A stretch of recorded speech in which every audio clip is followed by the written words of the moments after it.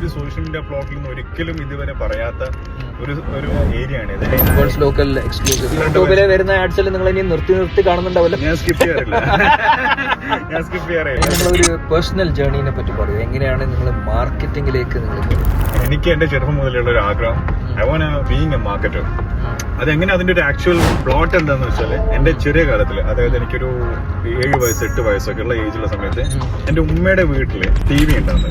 Okay, അപ്പൊ TV ഉള്ള സമയത്ത് എല്ലാവരും ഈവനിങ് ടൈമിലൊക്കെ അതിന്റെ സിനിമ, സീരിയല്, ചിത്രഗീതം എന്നൊക്കെ പറഞ്ഞൊരു പ്രോഗ്രാം ഉണ്ടായിരുന്നു.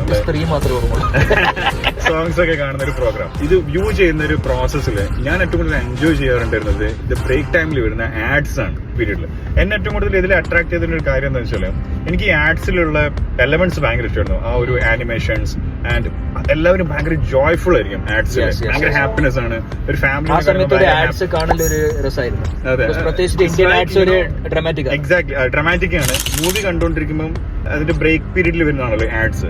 So they waiting for the watching the movie or serial or films ആണ്. But I was actually waiting for seeing the ads. കാരണം വെച്ചാൽ നമുക്ക് എവിടുന്ന ഒരു ഐഡിയ ജനറേറ്റ് ചെയ്യുന്ന അതൊരു ജോബ് ആയതുകൊണ്ട് ഇനി അത് കാണണം, കണ്ടു പഠിക്കണം എന്താണ്.